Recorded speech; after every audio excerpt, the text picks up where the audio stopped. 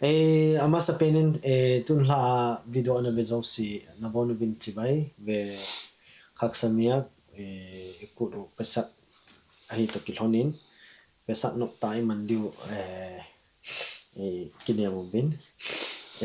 tule tun la ahi baru kasem loi pa to kong to kom the ki win pha pha apiwa asem chung ki pa thu sei ki win tun la ahi ne oi mo ma jing kha seder ntileng seder pa hi seder kamolin seder pa hi aban chipen hi ung hi lo hi in aban pa chu etile ku ho to ong ki tu je achu tua pa hi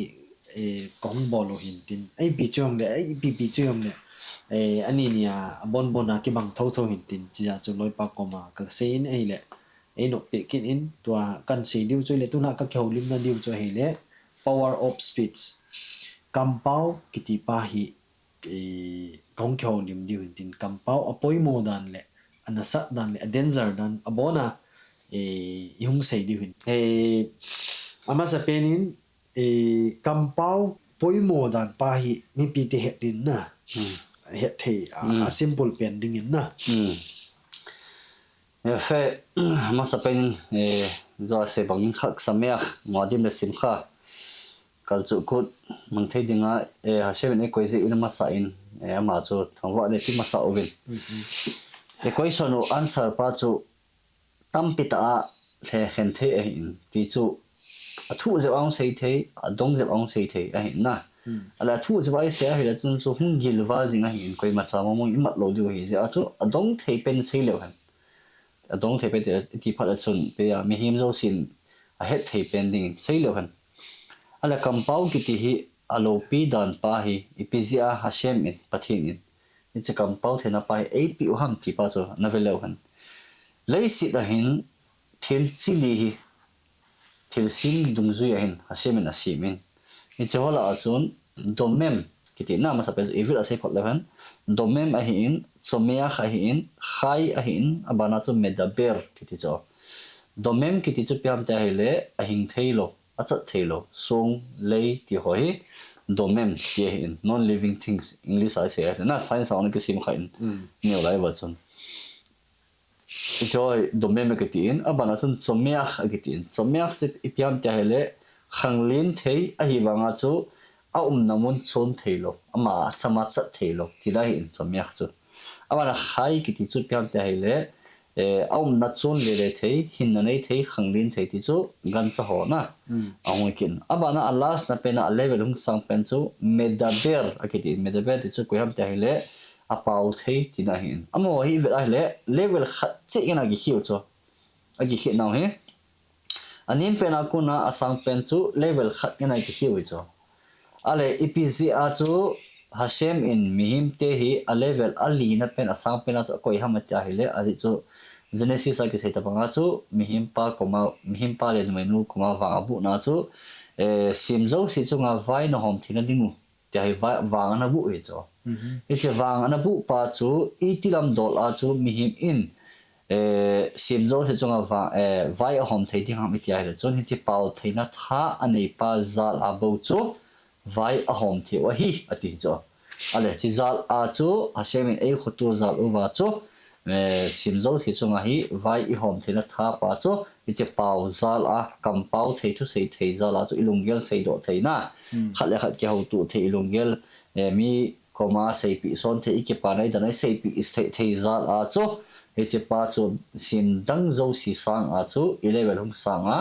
ichi pa chu apoi mo na pen ichi pa zal abo chu thil chunga bo hi vai hom na thei ki nei zo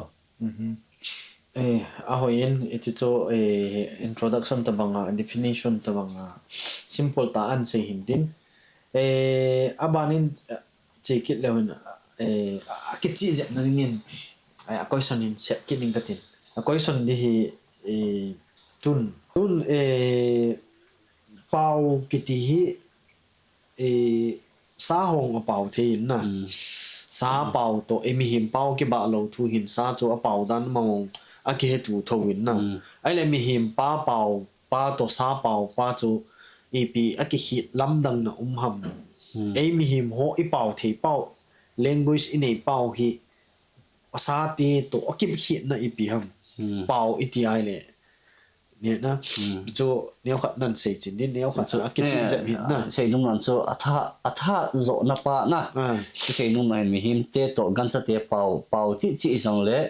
abol theina pa tha pa cho hin i sei gu chu pian tai aki hit na pa chu gan cha te chu apau thei jing wang wa chu amo ki ka bo wa chu i chi tha pa chu mai in ti chu mi him te in sei bang wa chu hasemin genesis ang imu bin na proof chu pian tai le mi him ki ti hi hasem lim le gung pu a ki sim ati cho e je zong chona chu pi sam te a sei biam te le hin na hu ama hai hu ei hai khum ki ti hai cho aho te la chon ichi zal a chu hi chi ama hi na tha pa chu them khat be mi min ki den nei cho dan cha ho chu a hin na hu a hai khum ek ti ki za khalo hi cho za khalo chu na pau thi jin zong leo na abo the na tha pau chu mi min a pau the na tha pa chu ki hi ze ai in ale pau pa tha na pa chu them khat ga sei sau be leo hen pau tha hat dan an chu pi tiam te le thil a lo khat zong sa thei sa khat zong asu si the hin cho hasema kuna te patila kuna te chu lo khat chu nai lo wa van tham hung hen ti vel na nan chu a sei zala chu van hung cho leisi hung te leisi hung jing a sei zala chu thilo chi kam pawa leisi na sim hi cho na to hilowa hiat do to hilo a sim do a khut aga to thoi lo cho kam pawa sei do thoi cho bo nai a sei do tho za cho leisi hung ki sim jing a sunga ong do hung ki sim jing kam paw ngang ki sim hin ale ko so do theu chu hasem chu amma chu leisi sim pa ya amma hina pa chu ma hin mi him to suni pi ki sam kai na mam iti me theu cho a hi wang ja se bonga chu mi him chu hasem lim le gung ni a ki sim hi ta hi le hi le chon a hi na pa them khat be chu inei the diu ti nai cho a tha pa chu inei diu ti na ta chu ale hi cha tha pa chu inei na pa chu pi ham ta hi le ga sei sau le hen example la ga sei dinga chu thil ki ti hi ai le ni om dan chu thil khat example ga sei ni na thil khat na dei khat au ma hi le nakama na sei do ma sang si a hu na nei thelo chu a ki tan dan chu te ka na internet vela nan chu example me se na internet vela chu zaket khat bang ga mu cho hoi na sa cho ka data ve as hoi ka san e chi ki cho dingin hoi na ti to ka chu na nei lo hi cho okay ama adan chu i sei nong chu piam te hele thil ki ti hi ahung gui hun ma sanga hi ata apa hung su do ma sanga hi kam pau pa hin anama sa te te cho isi kam pau pa na su za la chu thil hung lung ding pa chun anung azui pan te ni cho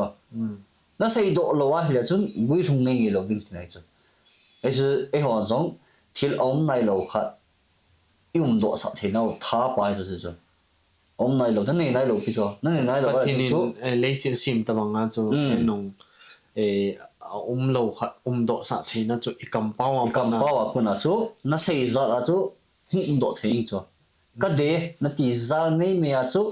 na chan theing cho o cha chun ni chi pa chu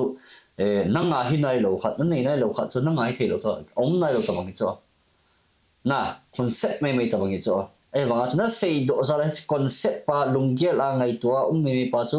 ta na su thei cho na o cha chun thil sim do thina tha pa chu na kamina pu ti thai chu na power pa chu tabang chira chu thil a hoi sa om sa kha no su si na thei tha ki nei ki chu example la nu pa ki tu ta bang khu gachi lang aji pa ma ji no ga til si na di khen lo ki thei chu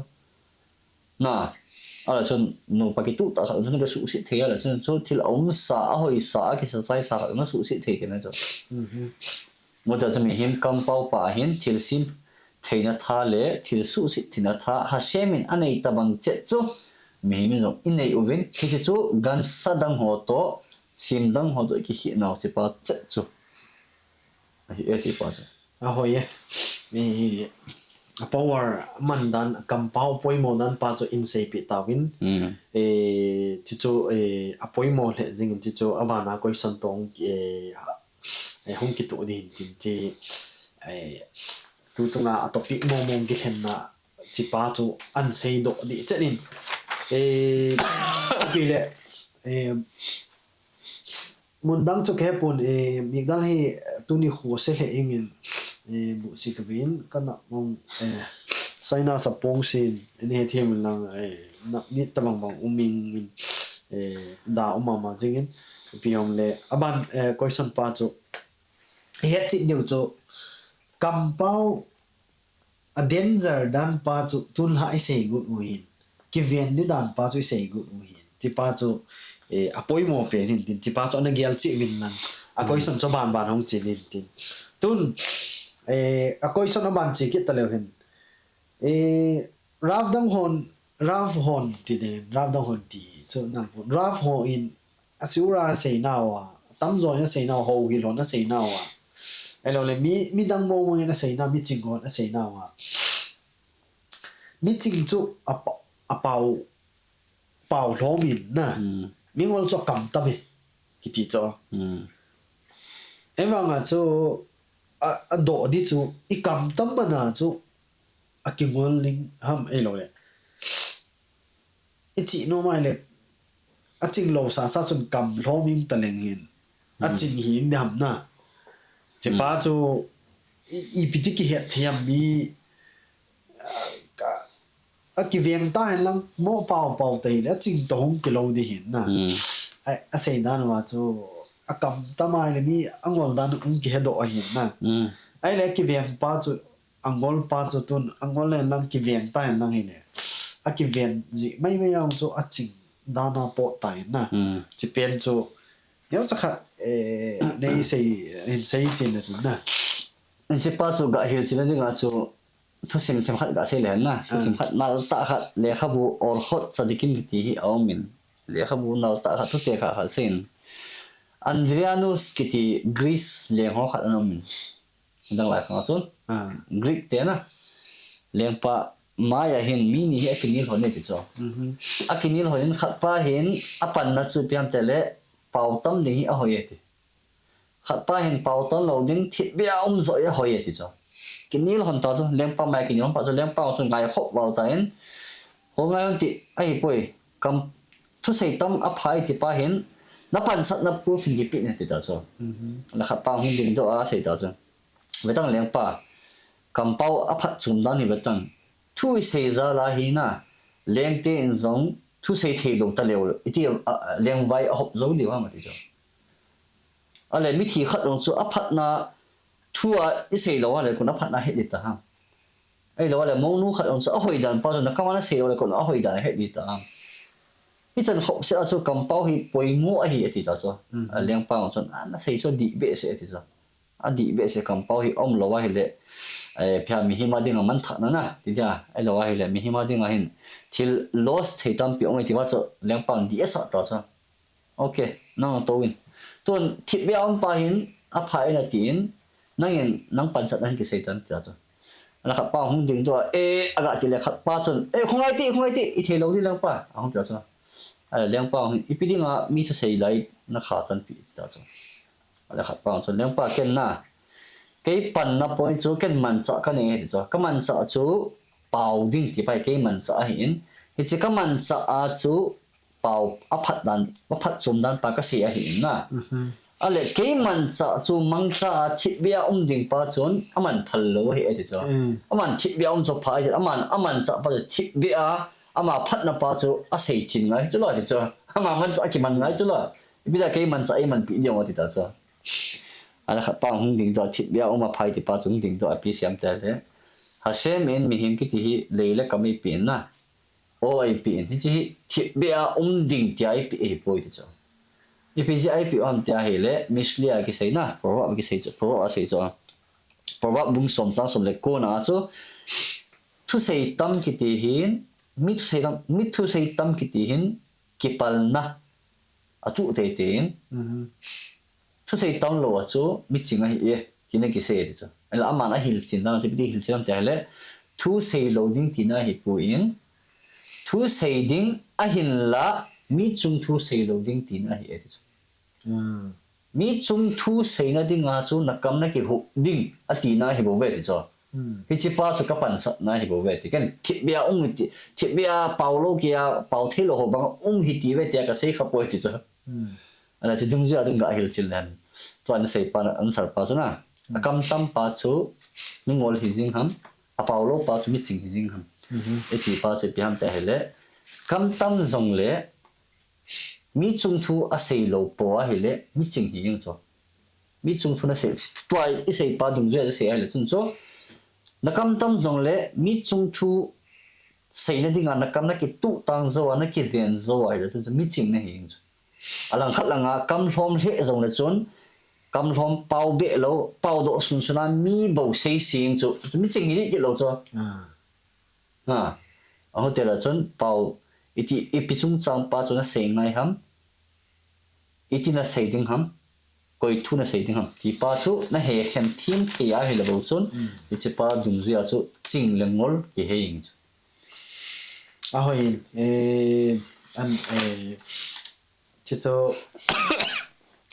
i pau ga pau hlom ni ti na hi puin adi ho sei ding na a to tu a ki lom dom sei ding adi pa chu hun chat na i pau ding dol pa chu man ding ti na hi chula to te ka na mi a paulo lo no ho be tong example la ina na ka chiang le hum to ong ti talo cho ha ki vieng val ham ke het lo na hum to pina dua ka se ne i ma wa sei ta lo cho a cho chu a ching ham le hi lo cho chu chi na hi ta lo cho chu ngol na pia be bahar na kol po san be bahar them khat chan khan chan tha sam ji i ta cho cho chan tha sam ki khat ko kho khat na tha sam ji zo a chu sei ding nei lo ji a thit be a hi zo cho ching hi nai sai lo a cho apoi mo tu la chu mi a hunga hi le mi welcome ding dan he ding a chi ding pha le kal ha ding na he a rules na sei tan a rules mi chung sei lo de ti na mi chung sei lo de hong to in la an ne di ham e lo le chana don di ham na ti ho chu mi ching a hi na ti na chu tu nong lu na chu chi te chu ti lo de ti na ki chi ngin na a rule pa chu e tu ai le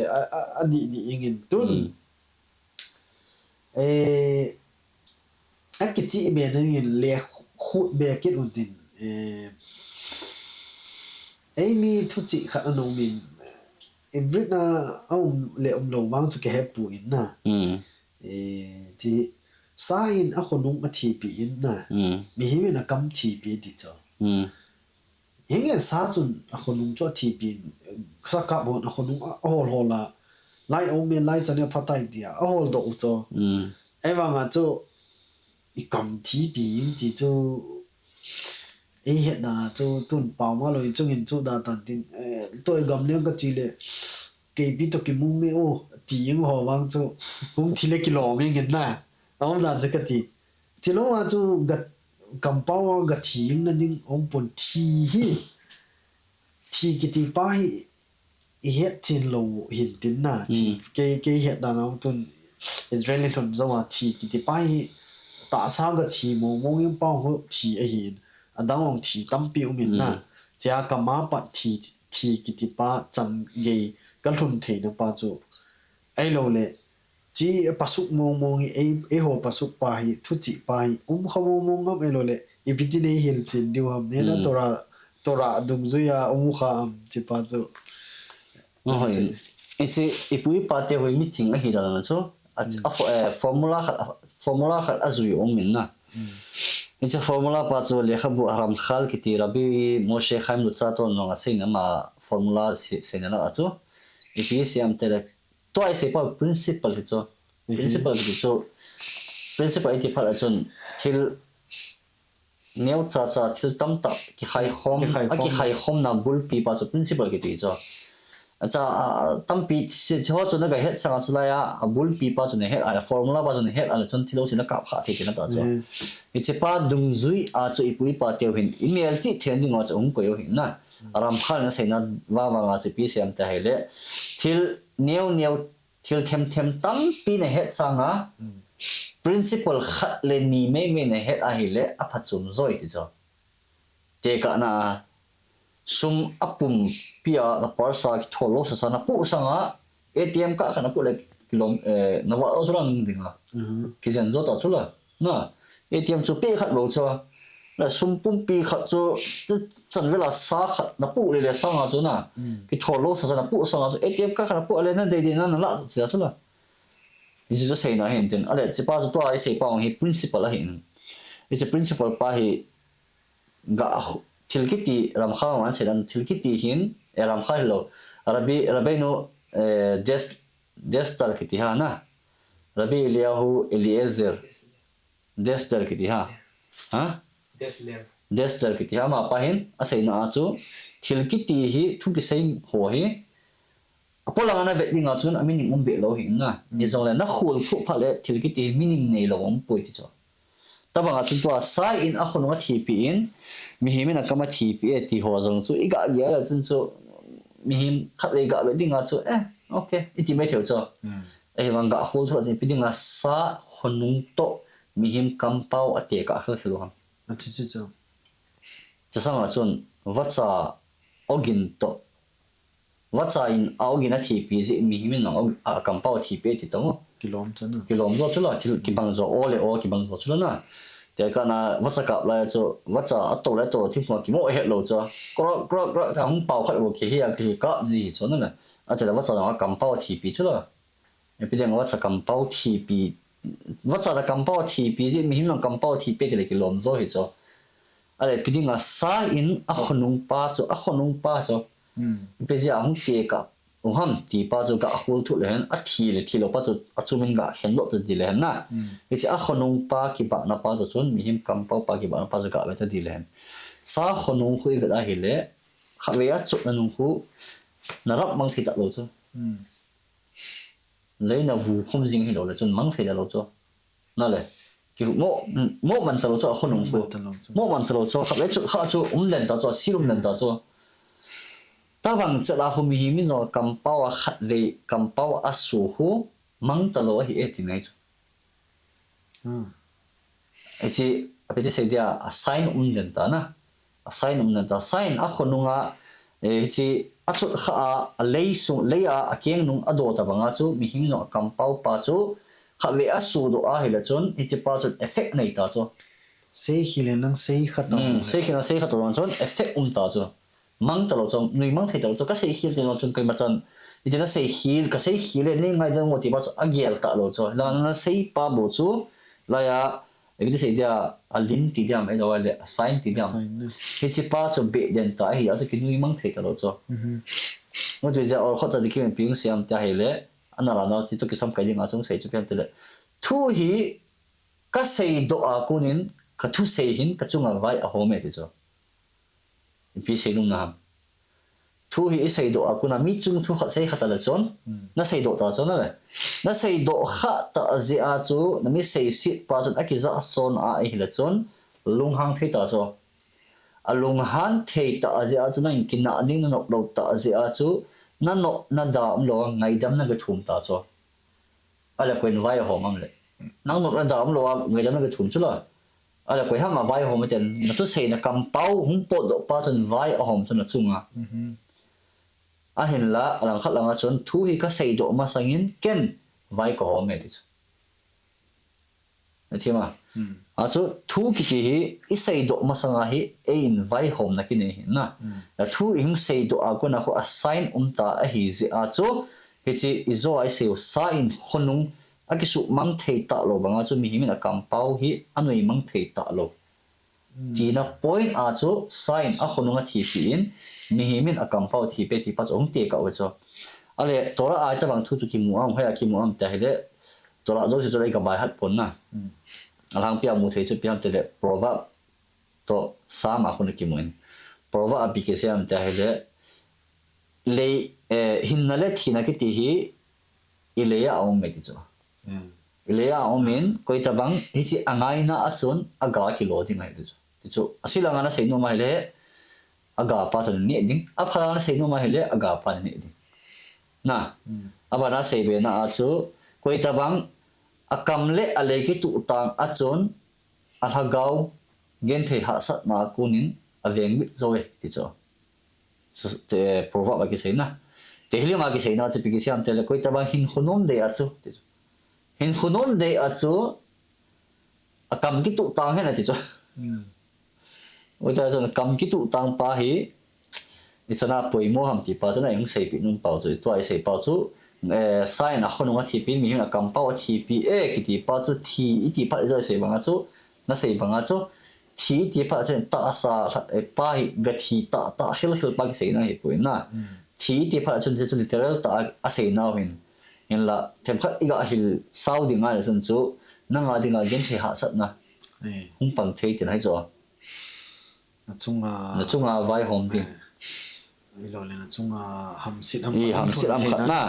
ti ho chu na chunga hung chung the hi e ti ho chu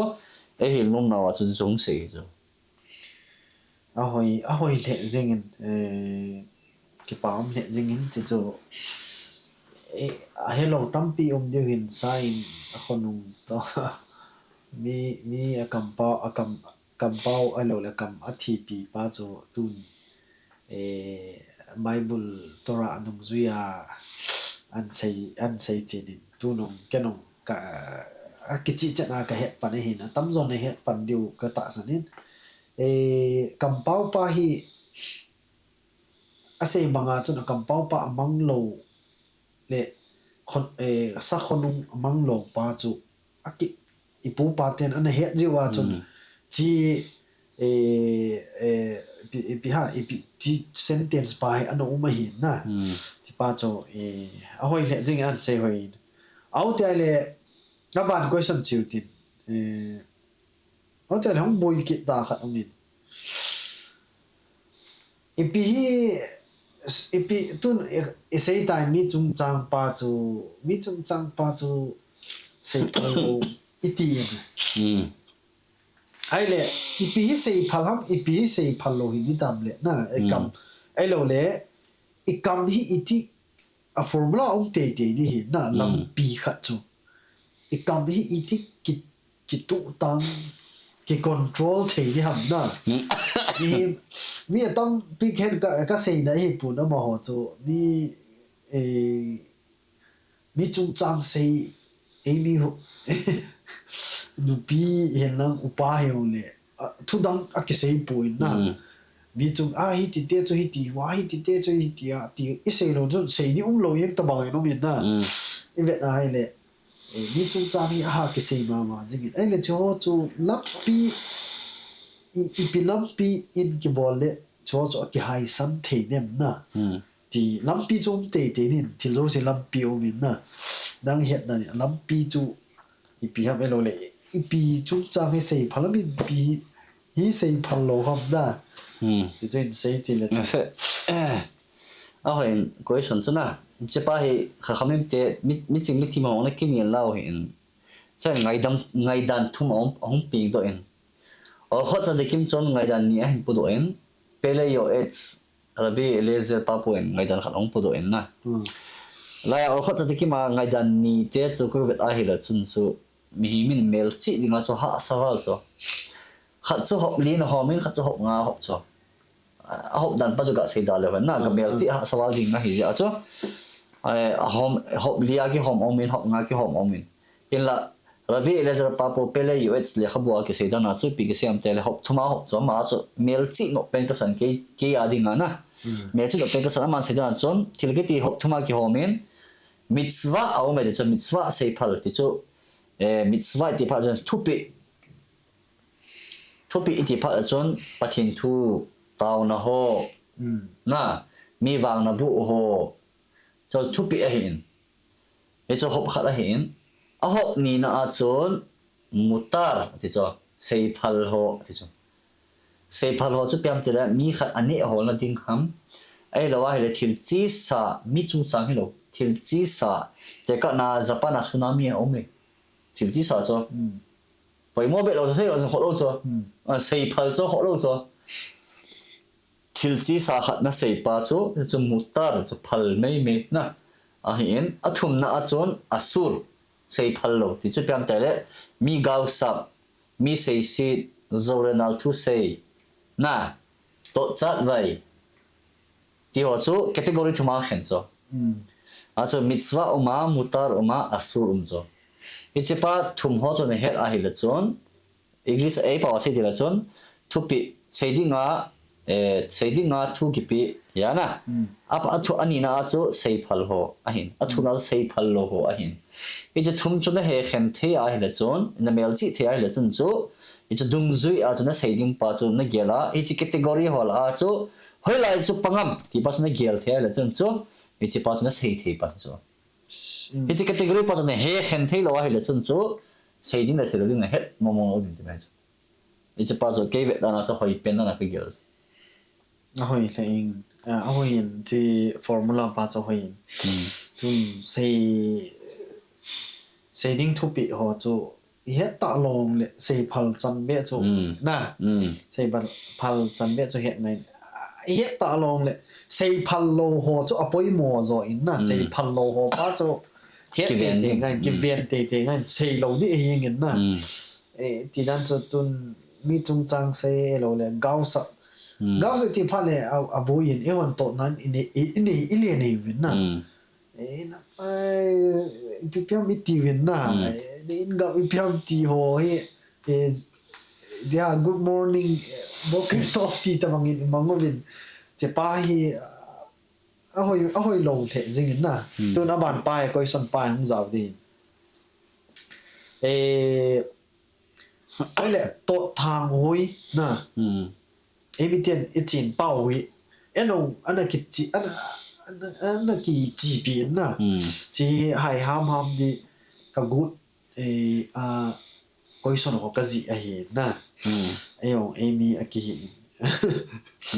tổ thang hoi ấy lâu lệ tổ tập bằng ác thú cái hồ limu na ata bê xe lo tổ tập bằng ata ông cho tổ lắm tập bằng ai xây đủ một na ấy lâu lệ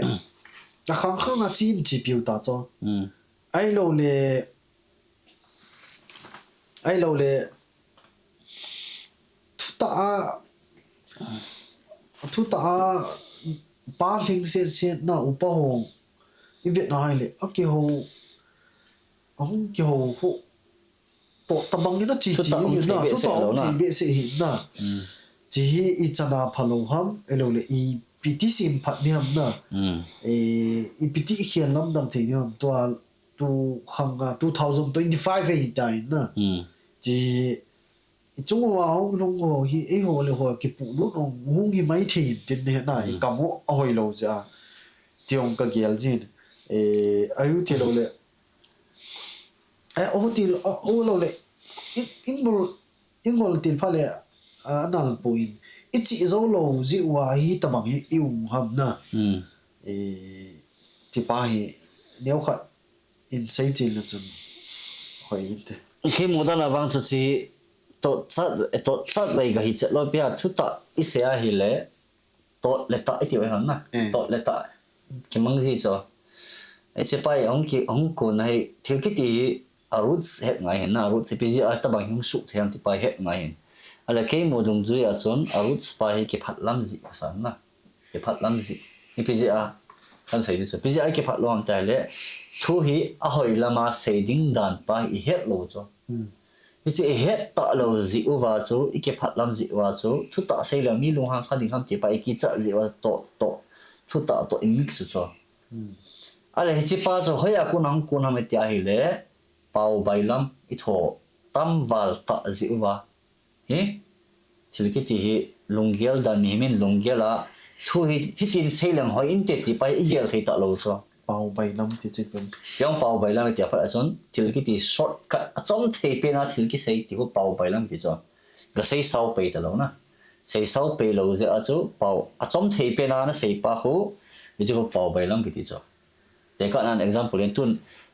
cái bao cái sim phát đi một vài số làm bị chụp hình thế cái bao bay lắm shortcut là thu nó xây họ chỗ sau thế bên nào thu nó xây thì ngay hết chỗ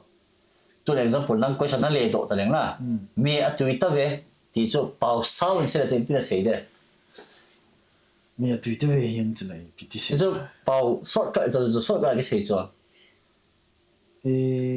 me na hồn dan pa chui tin hồn ha tui ta ve nào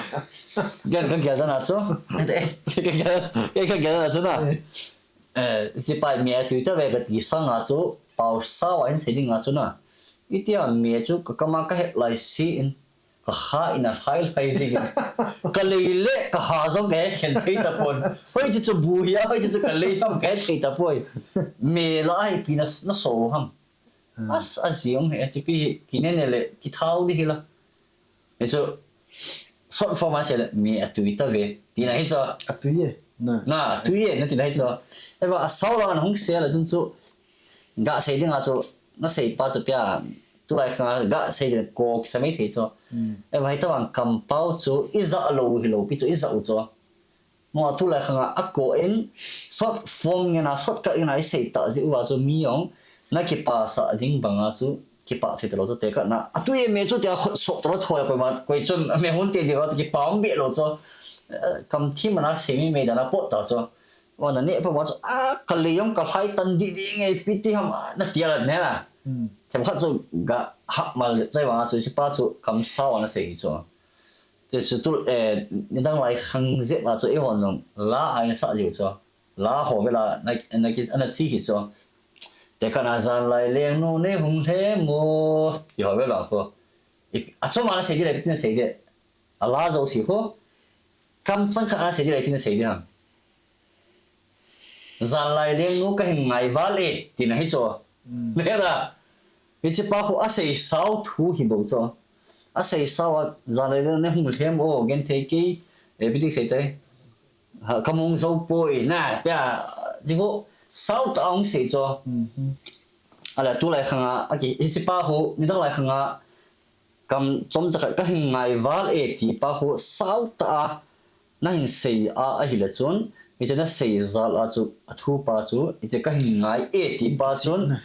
ki chi na nei value nei cho value nei ja la ki sa zo si khu chul the lo cho tu lai khang ngai zo chun na ngai nu mom ji na ari cho e ba tu lai khang la zing a zo ngi pau bai lam ma nu ta cho lung de nu ka hin ngai vale ka hin de ye ka hin lung si e tiếng là chom the ba cha pa chu a meaning a value ta lo cho thil ki ti hi na sei sau lai si a hi thu ki ti hi a value le tan cha piam te na sei sau lai si a chu na sei gut pa chun value nei cho na sei chom lai si a chu na thu sei gut pa chun value nei lo cho but is a subtle piece wang ta hele don't try to impress try to express ti cho mi impress good loading mi sei phat ading a thil bol loading na na thil na lai na ham na ki pa na ham pa zo chu ta alang zo in atiu chu ala ni dang lai khanga la ho chon hi cha lai na naw he na ki pa naw pa chu ata ala wi chu athu wa ku na ata ala zi wa chu chul thailo a velo pi zi wa chu chul thailo wi chu tu lai khanga hi mi impress mi sei phat ning de na zi me me ya min athim ta ve a hoi ta ve ti pa de na me zi a chu chil a bol ta zi wa chu athu chang pain meaning anei ta lo velo ta lo a chul pe pe ji pa ke yang tu chu mai ka zil do pa nei na ke mi pi la thu sei ka hi zi a chu ke dong ni dang lai khanga chu mi impress ding a thu na sei zi chu wa chi ka mu do akuna chu expression pa apoi mo dang pa chu kong he na hin ni pa chu na lai na pa chu na ta la thong ai hi chu mi na vet sa thong ai itana lai na ham chana ki pa hitan ti pa chu na vet sa the phat le bo chun ni je tu chang pa chun a velo nei pan ji pa chu i zo ai sei pau sawa thu ki sei ki ti pa chu pau bai lam na ti phat chun tu sei gut pa chu velo nei lo na so hi in pau sau nong man phat chun tu sei gut pa chu velo na pi ti nei chu tu lai khanga chu pau bai lam iman ta ji wa chu i ha ngay na seva ta ji wa thu ho u vin zong velo nei gam talo eto ji pa ji a chu he chi pa kam pau sa thu se din da he ta lo ji u wa chu ki phat lam na i hum neu ta chu he chi ki phat lam na ji u wa chu thu a hoya na se the ta lo ji a chu to le ta chu nai pai me lo le pin e pai ta di o pai dang ngai ta lo pi chu la apply ta ve na apply ta ve mo o khial the hi lo cho na a khial the lo te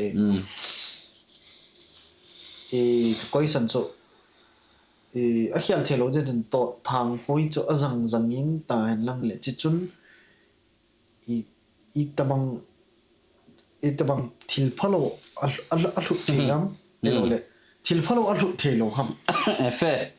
ese pa chu nong do lo ding ka ki cha lai na ai chu kam pau ki ti alo pi dan chu pian ta hele zo kana sei na chu ka sei thing lo hin to nong do za chu ka sei thing then ki pau min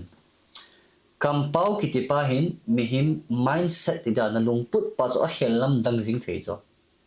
example pelang example sei lan ai jing ka si a tho thoin na tonga chi ki ding pung sa ya tho ding na tonga chi ding ni ki le ding an ni ding zira cha tong ki ho man lo mi cha le ki sil thing i mut ding a jing le angai hap ta thung kia ta choi ta angai ngai a hin ku ki mang mang ong thoi i pina gela i pi feeling ne ya ka po tha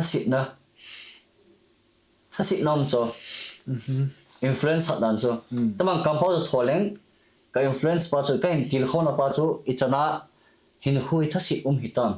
bo chi pe ta lo hin pe ta lo cho nela jing ka ki tho thoin ding na tonga chi ding yung thon le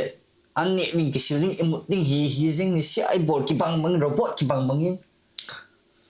hin pe lo cho ai wanga I kampau pa chu ten cha khat wat ni khelen example la jingka tho thedinga I na tong thedinga I sum lo thedinga I inhung kile thedinga lam ka ai ma cha tu se to lo I ni ha an thedinga I na I mo thedinga I mi mo thelo tam pin chala mo thedinga mo ai cha wang phat ngi ta na tia le no tin ki pa cho kana to jin lo ho ko ma ai pung li ma khai ta wo zali lo zo ti da bang na chubala pa cha ale isai gu pa chu piam ta hele ichi na kampau pa chu chang khat chang ni tho jing ding ade sa tho thei ding a ka thật rất là cái hiểu cho what thật luôn nó hiểu cho mình cho ichi na hiểu za la cho na lung gela na lung put pa na ki pa ding ham na da ding ham pa chu ki hiểu lam ding cho ma na cho ichi na hiểu pa za la cho khovel zo sin hiểu lam nong thei cho him kampau hi khovel a hiểu lam nong thei chu mi himin ichi a khovel a hiểu lam nong thei na tha pa chu ikama hi kimam hi cho ichi da na mi himin khovel a hiểu tia ma tia hele aji chu khovel chu khat chu lam nan chu na ichi ki hiểu lam dang thei dong ti me theu cho ilo ki hiểu lam nong thei na ki hiểu lam nong thei na pa chu piam tia hele nang iti khovel na vet ti pa chu ki de hi cho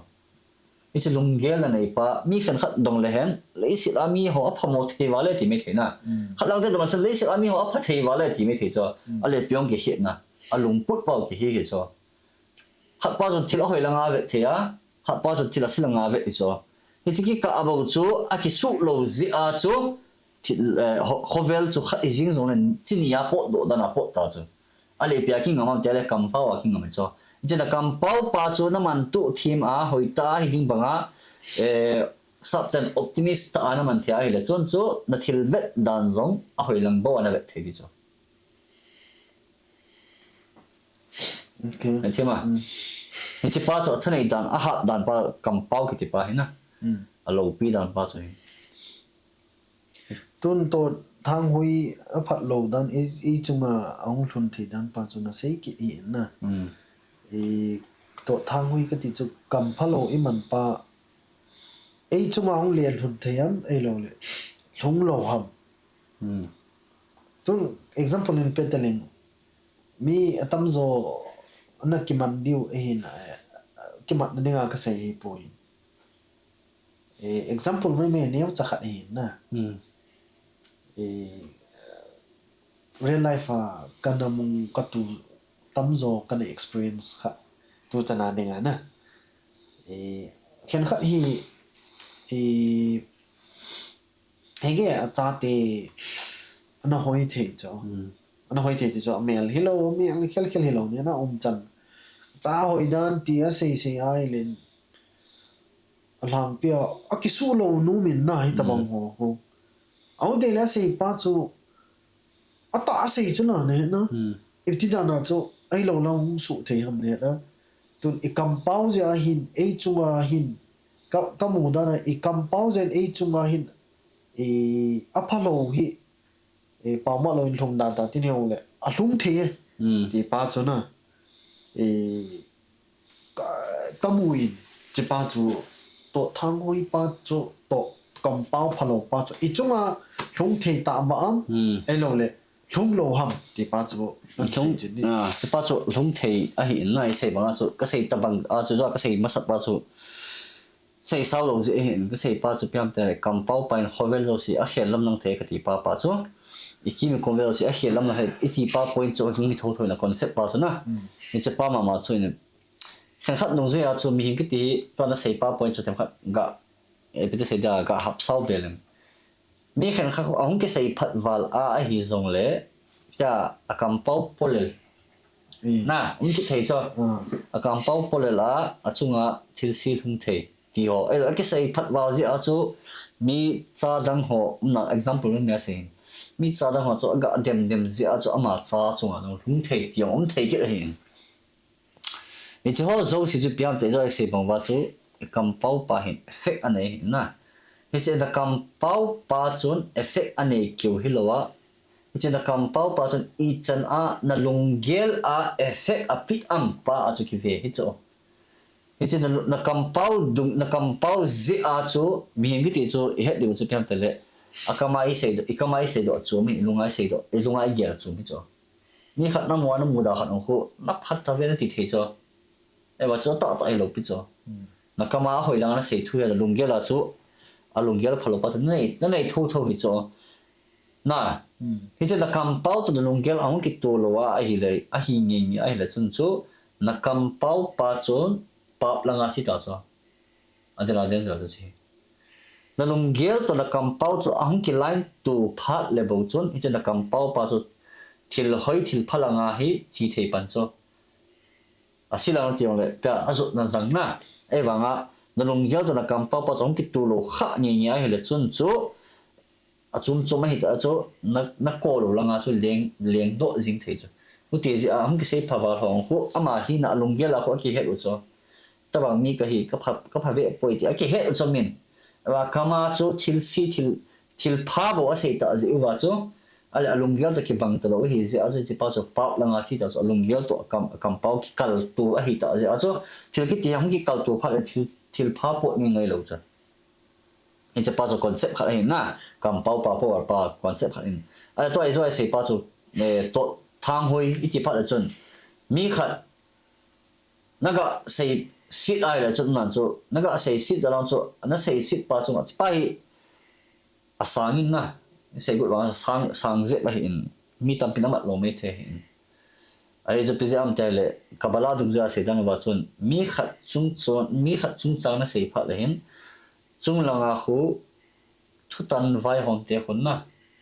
na sei pa chung chu athu atan wa he de chu ni cha thu tan pa chu nangin aphalanga na sia hi le aphalanga athu tan pi dio asilanga na sia le asia tan pi dio he de chu ale to chat vai na tho a na ho kha ai lo na dai ham a hi kha le chon ni cha dung zui a chu athu tan na pa chu chi kit ning ti nai chu a hu tia la chon ei ma chung a bo a mi hemit e compound pa a chu a effect chi hilowin na compound ze a chu mi dang khat na tha thei ti nai chu ei lo ai le na hin su thei ti nai chu ni chan hop sa chu den za la he na compound pa atom zone he chin lo hen chi cái chân cho hiện hình tin si sao bề đi ông lại nè cái chân cho lại chỉ question pa trong áo tin bạn pa chỉ kỹ liệu hình chạy là đi hình question pa hi chỉ izola ngay sẽ hồ cho can mix up mà cái rồi biết sẽ lâu dùng lại cái rồi hi mi hi na alhom ji a hin thu se a hoi ning pa ekip sei ni na he lo ji ki phala me tiu cho na le ki phalam na lungneu na elong tin sei khataleng min a ki sei pa hi sa no ti le to lang ta bang sei leng a ki sei pa chet nong he lo ding a to ta bang hi tia a gel thei kha le tia sei khao the na chong chu inga ni win tin hiong le chi ho pa in nei thom ji wa chi na in nei thom ji wa chu thì in dan pa mi nam ho to akibang the mo wong puin na chi pa hi tuai a koi son hi le alam pia mi hi ka vet ngai le yong an ki in ki pa na ning mun chet nang ki pa thei ta lo na da na ning mun nang da thei lo ka ti dan chu tu example pe le pa ma lo wa thì in hồ về là thì vui được kinh hồ về là mi có một gì lần nào nó một cái sản hệ gì vậy anh nuôi ông ôm mình à EP ở sài gòn vang trụ nuôi dẫn tạo người may thì ở sài phát hệ bún nè nuôi yếm thì mi thì nó nuôi yếm thì ấy lệ ở tao bằng cho mi cái bạ chi ấy tiền là ta liền na tuần cái bạ na dù đây cho mong ai Israel ai cái bạ na cú tâm phiêu mình Purim hồ về na sim khát tổ ra hồ về là hồ ý vậy cái đại lẽ mà họ cho cái bạ thấy kết Purim na cái bạ là cái lỗ ta cho nên mi cái bạ chi cho ấy là ý thế nào là chỉ tao bằng hi thì ham ý pi ham IPCI tamang hi mo ki pa na ning muna ki pa thelo da na ning muna da thelo pa hi iti thei jing ham ne na alam pia mi da ho vet le koi ma anui be se pu in na mi sunga wang hi na la yin ti na ka sa ja chu asim phat ni nan le IPCI ham ti ne het thei ne het chan din na nan se pi ya question so ga don ding dan direct ga don ding so ha sai ze na line dang a kon ga sai len koi tabang khu ipi tabang ti da mai lo le koi tabang chu mingol itiam tin ga don masalen na question pa so thing po ti lo question khen khat khu don but ha sa cho thì mà quay xuống đồng bộ họ sau mà chỉ bảo họ lắm pin đăng là ít lo ai lệ bia bớt thay lo khác cho thì cho hi cho mà sắp bên mình ngồi cái thì xây dựng phật lên quay ta bằng hi mình ngồi ham thì ba xây mà sắp lên mà sắp bên này lấy sẽ là mình ngồi thì cái tâm phật mà ngồi tâm lo bây giờ ngồi cho cái chỉ sao ngồi cho cái em cho lệ mình ngồi dễ lo xuân là dân hay khen thay lo có cho họ mình ngồi thì cho đông họ cho chỉ có ngồi thì lo bây giờ ale ipidin mo na chu ale itabanga mingol ho la hi lo aching la hi kit lo a hi wanga amo ho su ie tia hi le mingol ho to a level ki bang jing thei ham si question pa sei chen le han na question pa so answer po di chu ale mingol pa chu mingol zo se banga chu suna za la ha khan thei lo chu na ta dong le mingol kha chun em in life anh này thì lâu cứ cho lùng tút này thì lâu lùng put này thì lâu cho tôi nhà cô nào cái xin thợ đi ngay tay không ngồi tạo lâu đi ngay hiện trạng thì lâu cứ cho mình ngồi xuống thì ngồi cho na lần khác là cho chỉ có bộ đi tay all step by step các cầu tàu đi chỉ dùng cái số cái gì này tay tiếng hết plan nó xin thấy cái lâu cứ cho mình ngồi lên ale hit ta bang atun topic lut lehen hit ta bang ki pa namun azong chora ki pa ta thelo da namun aun da ta thelo ki pa chu amo ho ta bang ho chu mingol level a hi chu epz a ham tia hi le mingol laga hi sang lo ja se bang chana mingol la hi sang lo bi ching la hi sang lo a hi bang mingol level a nau chu piam te la mingol te in lung tu le lung put anei lo bang wa chu amo han jong lung tu le lung put anei lo chu chứ asin phát ra những chỗ mi hiểm cái gì mỏ hình đinh hiểu mình ngồi không mỏ hình cho số này dàn hình lệ mỏ hình đi na xem mình hình na hua bị gì mình hình như bộ cho mỏ xem là bồi mỏ gì lấy xịt hình na đinh bồi mỏ gì hình sao mình mèo hình mấy thế cho lấy chỉ họ là cho nó phát ra cái đó đúng không âm hồ ta bằng cho nó hình đúng là hình thì đâu chứ là để cái này example là mình ngồi thì mình khát cái xe là nó đây cho nó tiếc chỉ mấy thế cho chỉ ba cho em ít xây ba bộ cho lại nát bị tạo lỗ cho lại nát lỗ cho lại abo độ cho bị ham tại lẽ nó xây ba cho i sei me pa chu na adi etia proof na cho en angol mingol na hi ita sei pa chu aman na no le ngol nei gelo acha acha sei ji a chu angol ta be thi na cho mi khat si num khat chu mingol ta chen lung khang me the na er la sa si me the cho chứ mà mình ngồi lại giờ như thế á, tại vì cái sim phát những làm việc cái khúc mấy thầy cho, cái trả lại rất là nấy thầy rồi cái chỗ, à mà tập bằng chỗ mình ngồi level là đỉnh vậy cho, à thế thì cái sim phát đỉnh là chỗ, để cả nam mình cái gì hiện, lùng gel, lùng put phải, epi lùng túc nè, để cả nam cái chuyện nó cái nào chơi là chọn, epi lùng túc nè,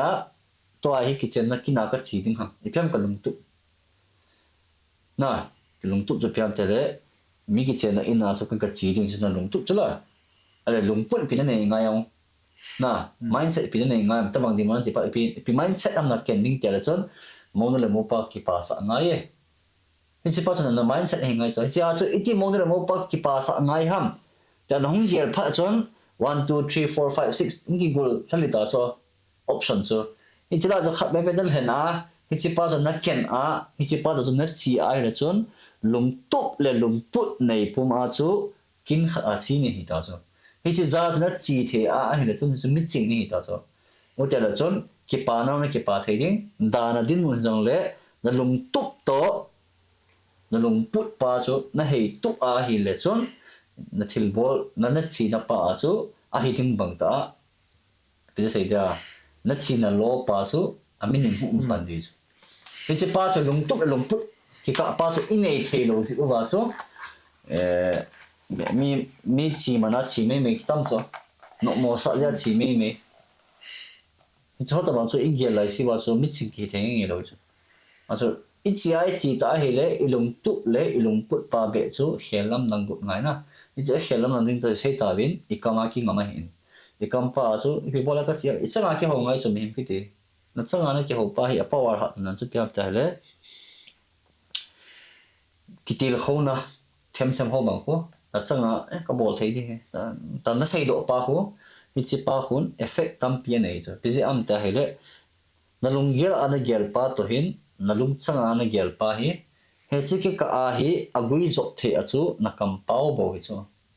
na kam pau na hung za za la chu na lung thim le na lung chang pai na gui zo the bo hi chu na kam pau na za sang si a chu na lung thim pa na gel pa cho chu ma chi a na lung changa na gel pa chu ma chi chi jing cho nan sei do phat le bo chu ama de ke ka chu connection hum thei pa na he che za la bo chu na mindset ke khel thei cho he che pa zo kam pau ko mo dan pa chu na à hồi to last question I say nó bảo cho hình tu về tia cái xe hit phụ in à hồi rồi na ai hong hit phụ te thì lắm bằng à cái xe hit thì anh ấy đã phụ thì làm bia thì bây giờ đàn nó chung à cái sự tu phát ngôn này mindset bao chu đàn nó chung là hit na cáiแต่การนำเงินป่าวว่าลงกินซุงตะเล็งฮิตบังฮิมีเละหอยอาสาลงดิวฮิตีปันป้าโจงงจุเกียลดอกไงน่ะเสกโมเจียลอยหอตกิมูตูป้าโจอปุยโมเป็นไอ้ปุยจีนกินป้าโจเฮ็ดนินดานจุงเหี่ยวเนี่ยเฮ็ดนินกิป้าจุงเหี่ยวเนี่ยเฮ็ดนินตีป้าโจเสยอยู่เฮ็ดนินese jo siu chu ese hi rum le ki gai da mun tin tun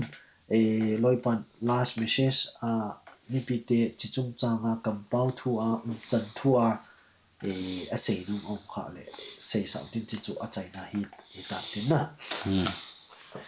advice hoi kan na che credit ka pi lo the hi point che casino ko casino na advice na hi na ama hin ke yong he cái xây ta đi là cầm bao hi kiểu thiên bệ bốn kiểu cái gì tiêu cái hiện rồi xây bằngว่าbảo vệ lắm dầu lăng ở kỳ gì á số bảo vệ lắm hay cái hà mà nhìn na bảo sao thu xây đình thì là hồi là mà xây đình bay hạ sa cái sign all là cái gì là hiện mình cái tiêu cho abul pat ngay hiện nào amen point số là ấy này hiện là hồi cái sa cái nào tu cho nó principal là cái gì bị họ sẽ bị ham trái lệ thu cái gì ipi na se hamin apopoi iti na sei ham na pu he de cho na ipilam pang sei zong la chon na sei thim po le mi line na ding ham mi ki pa ding ham ti pa zo na sei dan pa na pu e bo cho thil nal ta khat jong chu na sei dan pa chu na thip lo la mi lumang ti cho ne la ala thil da ta khat jong chu na sei dan thip lo la mi nui za ki thei cho ni ti cho in thu ki ti pa hi ipi thu hi zong le na sei pa chu na pu in ipi thu na sei pa chu na pu in ipi ti na sei ipilam dol ana sei pa chu na pu hin nu ti ji a chu iki til ho na no mu le ike vai tha na no mu chu thil i sei pha le i sei ma sang le ki gel ding chu ipi ti thu sei len a hoi pen le a pha pen in a po thei dem ti pa chu ki gel phot ding in izo a rule in the pivin na step thum pivin formula thum pivin mitzvah mutar asur chi ho thum la a chun hoi chi pen pa chun sei len a hoi pen dem hi chi chung chun a jong chu mitzvah hi ta jong le ipilam pangin sei lang mi convince thei dem ti pa a chu mi pa long gel nei phot ngai hi chi ting la chun sei do panding hi cha pa sei do panding a hi aji chu izoi sei bangwa ichi na kam pau pa hi I kam pau hin leiset khovel zo si ikin konvel si a hei lam dang thei jing a hi ji a chu ki chi thei ten ngai a hi ji a chu na a se kam pau pa hi ipiti thu na sei ti pa hi ki ven ten angai ti pa chu last message sa ka sei nung he so da la ba ki pa men tun ha in hi chanin chai tin tun ha in podcast an bi zo si bon nam pha eng chen dam chen om tin video ke na na ki mo ke ta ba ko pa da la